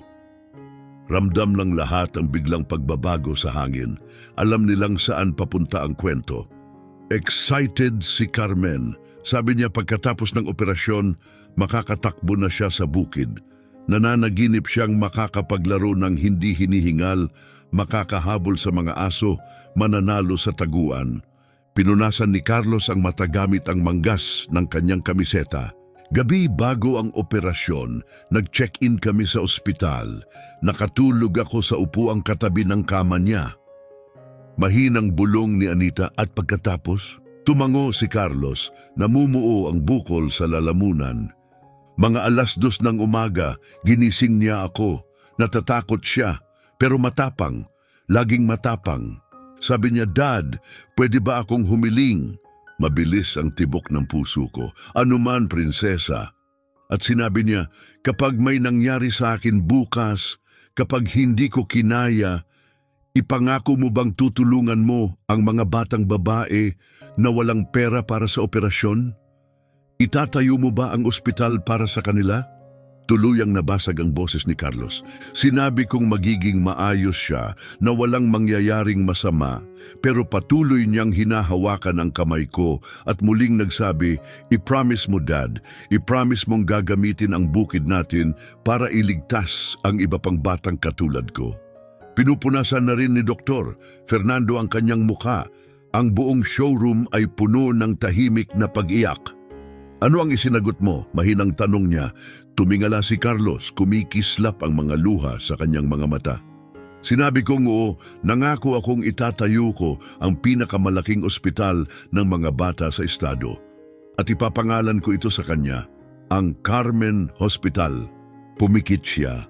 Pumasok siya sa operasyon alas 7 ng Lunes ng umaga. Hinalikan niya ako at sinabing, "Huwag mong kalimutan ang pangako natin, Dad." Nabigat ang katahimikan, halos hindi makahinga ang lahat. 5 oras ang lumipas, bulong ni Carlos. Dumating ang mga doktor at sinabing tumigil ang kanyang puso, hindi siya nakaligtas. Humahagulgol na si Anita. Umiwas ng tingin si Ricardo, pula ang mga mata. Ipinatong ni Doktor Manuel ang kamay sa kanyang dibdib. Huminga ng malalim si Carlos, pero bago siya maoperahan, sinabi niya sa nurse, "Pakiusap, sabihin mo kay Dad na babantayan ko ang mga batang babae mula sa langit." At sa sandaling iyon, wala ni isa sa dealership ang nakakita kay Carlos bilang magsasaka, hindi bilang customer. Nakita nila siya bilang isang ama na ginawang misyon ang pighati, isang ama na nagturo sa kanila kung ano ang tunay na lakas. At binabantayan niya tayo, mahina ang sabi ni Carlos, mula sa itaas at dito sa pamamagitan natin. Nabihag ang buong dealership, walang natirang tuyong mata sa silid. Kahit ang mga gwardya ay hindi napigilan ang kanilang mga luha. Iyon ang dahilan kung bakit ako narito, patuloy ni Carlos, tinitigan ng bawat isa. Hindi ako dumating para sa negosyo.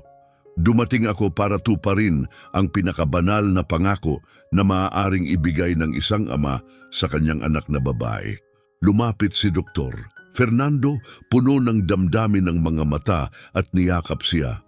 "Ginoong Carlos, hindi lang kami magbebenta sa iyo ng mga truck, maging panghabang buhay na katuwang ng Carmen Hospital ang Mercedes-Benz." Nagulat si Carlos. "Ano ang ibig mong sabihin?" "Magdodonate kami ng isang ambulansya bawat buwan para sa ospital. Magbibigay kami ng training para sa mga specialized mechanics na mag-aalaga ng lahat ng iyong medical transport vehicles. At magtatatag kami ng permanenteng maintenance fund." Hindi makapagsalita si Carlos. Yan ay higit pa sa naisip ko. "Iyon ang nararapat kay Carmen," sabi ni Fernando, "at nararapat din sa iyo matapos ang nangyari rito." Dahan-dahang lumapit si Ricardo, dala-dala ang bigat ng kahihiyan. "Kinong Carlos, dadalhin ko habang buhay ang pagkakasala ng pangungutya sa iyo at ng pagtawa sa pangarap ng iyong anak." Ipinatong ni Carlos ang kanyang kamay sa balikat nito. "Ricardo, lagi niyang sinasabi ni Carmen na nagkakamali ang tao kapag hindi nila alam ang buong kwento. Ngayon, alam mo na, iyon ang mahalaga. Pwede ba akong bumisita sa ospital kapag naitayo na ito?" "Pwede," malumanay na sagot ni Carlos, "at matutuwa si Carmen na nagbago ka." Lumapit din si Anita, pula ang mga mata sa pag-iyak. "Ginoong Carlos, may anak din akong 8 taong gulang. Ngayong gabi, yayakapin ko siya ng mahigpit at ikukuwento ko ang tungkol kay Carmen at sa batang babae na nagbago sa ating lahat." "Gawin mo," sagot ni Carlos, "at ipaalala mo sa kanya na palaging may mga batang babae diyan na kailangan ng mag-aalaga." Bumalik si Dr. Fernando, dala ang natapos na papeles. "Ginoong Carlos," wika niya, "darating sa iyong bukid ang 15 truck sa susunod na Lunes. Bawat isa ay may nakapintang silver plaque, in memory of Carmen Mendoza, Angel of the Children." Hindi makapagsalita si Carlos, malaya nang bumuhos ang mga luha. "Salamat," anya, nanginginig ang labi, sobrang matutuwa siya. "Masaya siya ngayon," dagdag ni Rowena, mahina ang tinig. "Sigurado akong pinapanood niya tayo ngayon." Muling lumapit si Dr. Fernando. "Gusto kong malaman mo ang isang bagay, Ginoong Carlos. Kasing edad ni Carmen ang apo ko. Kahapon lang, tinanong niya ako kung ano ba talaga ang trabaho ko. At ngayon, mayroon na akong sagot. Tinutulungan kong tuparin ng mga ama ang kanilang pangako sa kanilang mga anak." Ngumiti si Carlos sa gitna ng luha. Lagi niyang sinasabi ni Carmen na bawat trabaho, gaano man kaliit, ay maaaring makatulong sa iba. Ngayon, pinatunayan mo na tama siya. Muling lumapit si Ricardo, nanginginig pa rin. "Pwede ba akong magtanong?" "Sige." "Gaano karaming bata ang kayang alagaan ng Carmen Hospital?" "Sa unang plano," sagot ni Carlos, 200 bata ang maho-hospitalize ng sabay-sabay. 500 operasyon bawat buwan, libre lahat." 500? Bulalas ni Doktor. Fernando manghang-mangha. "Iyon ay 6,000 bata bawat taon." Tumango si Carlos. "Tama, 6,000 Carmen, bawat isa'y may pagkakataon na hindi nakuha ng anak ko." Nababalot ng emosyon ang buong silid, higit pa sa kayang ilarawan. May isang sagradong naganap, ang kwento ng isang simpleng magsasaka at ng kanyang natatanging anak na babae ay tumatak sa bawat kaluluwa roon. "Ginoong Carlos," sabi ni Doktor, "Fernando, hindi ka lang bumili ng 15 truck ngayong araw. Nagturo ka sa amin ng aral na hindi namin malilimutan kailanman." Bahagyang tumango si Carlos. "Hindi ko aral iyon," sagot niya. "Kay Carmen iyon. Tinuruan niya akong ang pagmamahal ay hindi nagtatapos kapag may nawala. Nagpapatuloy ito sa mga bagay na ginagawa natin sa kanilang alaala." Isinuot niya muli ang kanyang sombrerong yari sa dayami at nagsimulang lumakad papalabas. "Salamat sa inyong lahat," sabi niya. "Makikita ko kayo muli pagdating ng mga truck." "Ginoong Carlos," tawag ni Anita, puno ng emosyon ang boses. Napaka-proud ni Carmen sa ama niya. Lumingon si Carlos sa huling pagkakataon, ang kanyang ngiti banayad, puno ng lungkot at kapayapaan. "Sana nga," tugon niya, "dahil bawat hakbang na ginagawa ko ngayon ay para manatiling buhay ang kanyang alaala." At sa ganoong paraan, lumabas siya tulad ng kanyang pagpasok, simple, matatag, mapagpakumbaba. Ngunit sa pagkakataong ito, iginagalang na siya ng bawat taong nakasaksi ng pinakamakapangyarihang aral sa kanilang buhay. Isang aral hindi tungkol sa negosyo, hindi tungkol sa yaman, kundi tungkol sa pagmamahal, pangako at kapangyarihan ng hindi paghuhusga batay sa anyo. Lumipas ang 6 na buwan at sa isang maliwanag na umaga, nakatayo si Carlos sa harap ng isang gusaling parang hinugot mula sa panaginip. Kumikinang sa sikat ng araw ang Carmen Hospital, 5 palapag ng konkreto, bakal at pagmamahal na naging pag-asa. Sa pasukan, nakapaskil ang gintong plake. Sa ilalim nito, ang larawan ng isang 8 taong gulang na batang babae na nagbago ng libu-libong buhay. Bago man lang siya nagkaroon ng pagkakataong lumaki, ngumiti si Carmen sa larawan na para bang buhay pa siya, pinapanood ang himala habang nabubuo. "Natupad natin, Dad." Mahina ngunit puno ng luha ang tinig ni Nestor habang nakatayo sa harap ng kanyang larawan. "Oh, prinsesa ko, natupad natin." 15 Mercedes-Benz trucks ang nakaparada ng magkakatabi sa harap ng bagong ospital. Kumikinang, malilinis. Bawat isa ay may pangalan ng batang babae na nailigtas na sa loob ng mga pader nito. Carmen 01, Carmen 02, hanggang Carmen 15, hindi na lang basta mga sasakyan ang mga ito. Sila'y mga simbolo ng pag-asa. Bawat truck ay may dalang kwento, kinabukasan, pangalawang pagkakataon. Bawat isa'y tila linya ng buhay na gumagalaw. Dumating si Doktor Fernando kasama ang buong pamilya, ang kanyang asawa, mga anak, mga apo. Naroon silang lahat upang masaksihan ang pangarap na nagsimula sa isang kama sa ospital at ngayoy naging 5 palapag na santuaryo ng paggaling. "Ginoong Nestor," sabi niya, nanginginig ang boses sa emosyon, "hindi ko inakalang makakakita ako ng ganito kaganda habang buhay pa." Tumango si Nestor, tangan ang isang koronang gawa sa puting bulaklak. "Si Carmen ang arkitekto," mahina niyang sabi. "Sinunod ko lang ang kanyang plano." Maya-maya dumating si Ricardo, ngunit ngayon hindi na mag-isa. Kasama ang kanyang asawa, mga anak at 20 empleyado ng dealership. Lahat nakasuot ng simple, mapagpakumbaba. Wala na ang mga suit ang kayabangan, ang panghuhusga 6 na buwang pagbo-volunteer sa ospital ang tuluyang nagbago sa kanila. Ginoong Nestor, sabi ni Ricardo, kumikislap ang mga luha sa kanyang mga mata, may sorpresa ako para sa iyo. Sorpresa? Oo, ang pinakaunang operasyon ngayong araw para sa isang 8 taong gulang na batang babae. Parehong kondisyon ang meron siya tulad kay Carmen at ginagamot siya ng pinakamahusay na pediatric heart surgeon sa bansa. May namuong bukol sa dibdib ni Nestor. Ano ang pangalan niya? Tanong niya. Isabela, sagot ni Ricardo. At alam mo ba kung ano ang sinabi niya kagabi sa kanyang nanay? Ano? Sinabi niya gusto niyang makilala ang tatay ni Carmen para personal na magpasalamat sa kanya sa pagpapatayo ng ospital. Pumatak ang mga luha ni Nestor para bang nagpadala ng mensahe si Carmen mula sa langit. Lumapit si Anita, hawak ang kamay ng kanyang anak na si Julia, isang batang babae na puno ng kuryosidad at malalaking matang nagliliwanag. Ginoong Nestor, mahina niyang sabi, ito ang anak kong si Julia. Gusto ka daw niyang makilala. Binitiwan ng bata ang kamay ng kanyang ina at tumakbo kay Nestor.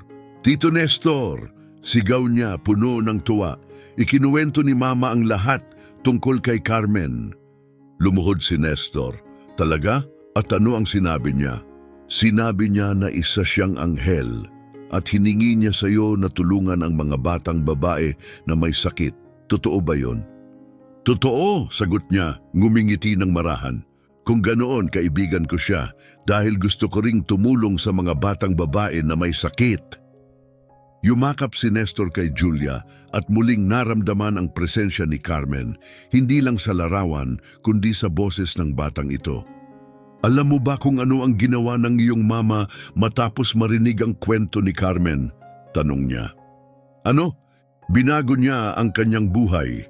Ngayon, tumutulong siya rito sa ospital tuwing weekend. Tumingin si Julia sa kanyang ina, puno ng pagmamalaki ang mga mata. Naging superhero si Mama? Oo, sagot ni Nestor. Tulad ni Carmen. Dumating si Dr. Manuel hindi na lang bilang kaibigan kundi bilang puwersa ng kilusan. Kasama niya ang ilang kilalang leader, mga negosyante, politiko, mga personalidad. Ngunit wala nang makikintab na suit, walang ego, tanging mga taong tinulak ng isang adhikain.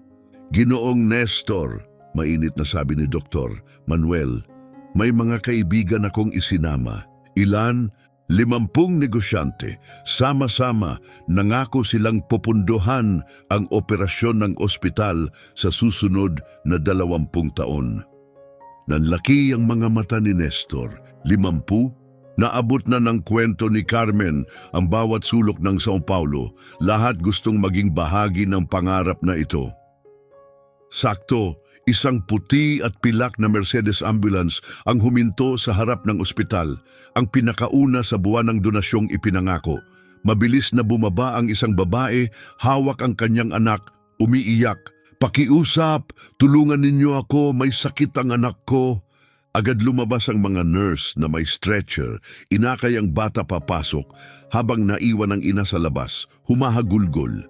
Nilapitan siya ni Nestor, kalmado at mahinahon. Ginang, nasa mabuting kamay ang anak mo. Ang mga doktor dito ay pinakamahusay sa bansa. Pero wala akong pera, iyak niya. Wala akong insurance, wala akong kahit ano. Hindi mo kailangan ng pera, banayad na sagot ni Nestor. Napatitig ang babae, hindi makapaniwala. Ano? Ang lugar na ito ay itinayo para sa mga batang babae tulad ng iyong anak, paliwanag niya. Libre ang lahat dito. Libre? Bulong niya. Oo, sagot ni Nestor. Ipinatong ang kamay sa kanyang balikat. Dahil ang pagmamahal ay hindi ibinebenta at ganun din ang pag-asa. At sa ganoong paraan, naging totoo ang pangarap ng isang 8 taong gulang na bata. Naramdaman, nabuhay, hindi lang sa mga pader, truck at kama ng ospital, kundi sa bawat batang pumasok sa pintuang iyon, sa bawat pusong gumaling, sa bawat buhay na naligtas. Taglay ng ospital ang pangalan ni Carmen, ngunit dala nito ang pamana ng bawat batang babae na tulad niya. Nagsimula ito sa isang pangako. isang pangakong bumulong at tinupad sa dagundong ng libu-libong pusong muling tumitibok.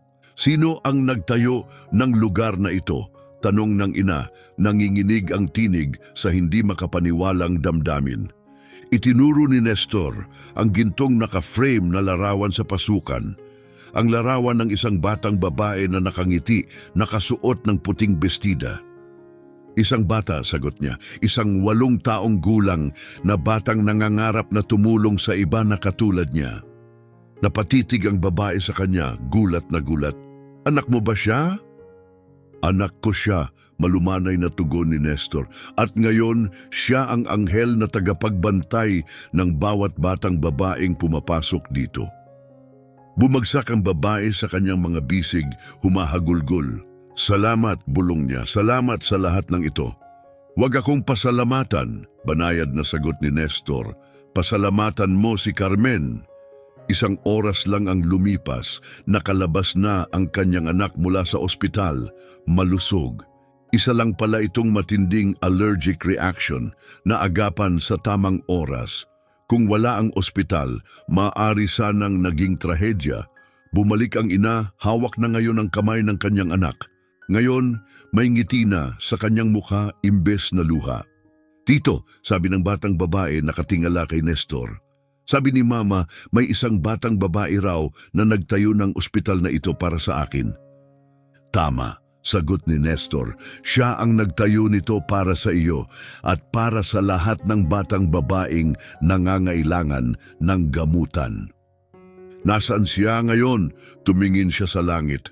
Nandoon, binabantayan ka. Itinaas ng bata ang kanyang ulo, inilagay ang kamay sa labi at humalik patungo sa mga ulap. Salamat Carmen, sigaw niya.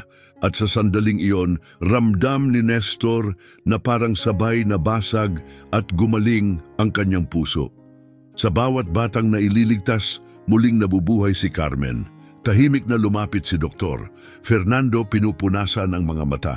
Ginoong Nestor, anya, alam mo ba kung ilang batang babae na ang nagamot dito sa loob lang ng 6 na buwan? Umiling si Nestor. 3,500, sagot ni Fernando, at 500 operasyon, lahat matagumpay. Iyon ay 500 Carmen na nagkaroon ng pangalawang pagkakataon. Muling napuno ng luha ang mga mata ni Nestor. At nagsisimula pa lang tayo, bulong niya. Sa bagong expansion, maaabot natin ng 1,000 operasyon bawat buwan. Lumapit si Ricardo, may dalang folder. Ginoong Nestor, ito ang Social Impact Report ng ospital. Anong klaseng report? Sinukat namin ang lahat, bilang ng mga pamilyang natulungan, buhay na nailigtas, gaano kalaking ginhawa ang ibinigay nito sa pampublikong health system. Kamangha-mangha ang mga numero. Kinuha ni Nestor ang folder, ngunit hindi mabasa. Malabo ang paningin sa luha. Magiging proud ba si Carmen? Mahina niyang tanong. Lumapit si Anita. Magiging proud siya at dapat mong malaman ang isa pa. Ang kwento mo'y nagbibigay inspirasyon sa iba. Ang pangarap ni Carmen ay nagsindi ng apoy. Anong ibig mong sabihin? Isang negosyante sa Minas Gerais ang nagtayo ng ospital sa pangalan ng kanyang ama. Isang babae sa Rio ang nagbukas ng ampunan sa alaala ng kanyang ina. Ikaw at si Carmen ang nagpasimula ng kilusan. Hindi napigilan ni Nestor ang emosyon. Ang pangarap ng kanyang anak ay lumalawak, lumalaganap. Isang alon ng pag-ibig na binabago ang buong bansa. Lumapit si Dr. Manuel. Nestor, may isa pa akong ibabahagi. Isang bagay na hinding-hindi mo malilimutan. Ano iyon? Noong nakaraang linggo may batang babae na dumating dito para sa heart surgery. Bago siya pumasok, sinabi niya sa kanyang ina, "Huwag kang matakot, kasama ko si Carmen." Sinabi niyang magiging maayos ang lahat. Tinakpan ni Nestor ang kanyang bibig, nang hina ang kanyang tuhod. Perpekto ang operasyon, dagdag ni Manuel. At nang magising siya, ang una niyang sinabi, "Nakita ko si Carmen sa panaginip ko. May pakpak siya at binabantayan ang bawat bata sa ospital." Umiyak si Nestor. Ang anak ko'y tunay na naging anghel. bulong niya. Dumating ang convoy ng mga truck sa bakuran ng ospital. Ang parehong 15 Mercedes trucks ngayon ay puno ng bagong medical equipment binili mula sa kita ng bukid. Dumating na ang mga reinforcements, ngiti ni Dr. Fernando. 15 truck pa para sa pagpapalawak ng ospital. Tinitigan sila ni Nestor, nangingiti sa gitna ng luha. Carmen, tingnan mo ang lahat ng truck, sabi niya, nakatingala sa langit. Tulad ng lagi mong pinapangarap. Habang lumulubog ang araw, nagtapos ang anibersaryo ng ospital sa ika-6 na buwan. Daan-daang tao ang dumating at umalis, mga pasyente, pamilya, doktor, voluntaryo. Lahat ay binago ng liwanag ng isang batang babae. Lumapit muli si Ricardo. Nestor, gusto ko lang malaman mo ang araw na iyon sa dealership ang nagbago ng buhay ko. Paano? Tanong ni Nestor. Natutunan ko ang isang bagay na hinding-hindi ko malilimutan. Ang mamahaling damit ay hindi nagde-define ng tao. Hindi pera ang lumilikha ng karakter. At kung minsan ang pinaka-extraordinaryong tao sa isang silid ay ang mukhang pinaka-ordinaryo, ngumiti si Nestor. Iyon din ang itinuro ni Carmen sa akin. Lagi niyang nakikita ang tao base sa loob, hindi sa labas. Sumama si Anita, may malumanay ng ngiti. Nestor, maari ba akong magbahagi? Siyempre, ang anak kong si Julia, sabi niya gusto niyang maging doktor balang araw. Gusto niyang magtrabaho rito sa Carmen Hospital. Nagliwanag ang mga mata ni Nestor, napakaganda niyan at alam mo kung bakit. Na bakit? Dahil ipinakita ng kwento ni Carmen na kahit isang maliit na batang babae kayang baguhin ang mundo. Itinuon ni Nestor ang tingin sa pasukan ng ospital sa larawan ng kanyang anak, nakangiti magpakailanman. Binago niya ang mundo, bulong niya, at nagsimula ang lahat sa isang dealership. Totoo, mahinang sagot ni Ricardo sabay tango. Tumango si Dr. Fernando, seryoso ang muka. Binago tayo ng araw na iyon, Anya. Natutunan naming huwag nang muling husgahan ang isang tao batay lamang sa kanyang anyo. At natutunan din namin, dagdag ni Ricardo, na bawat tao ay may dalang kwento. At kung minsan, ang kwentong iyon ang magbabago ng iyong buhay.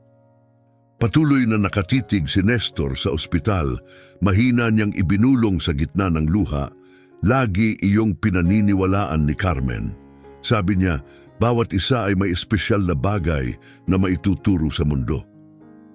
Lubog na ang araw sa likod ng mga burol, ngunit ang Carmen Hospital ay nakatayo pa ring maliwanag, tila parola ng malasakit sa gabi. Sa loob, mahimbing na natutulog ang mga batang babae, nakabalot sa kumot ng kaligtasan at paggaling.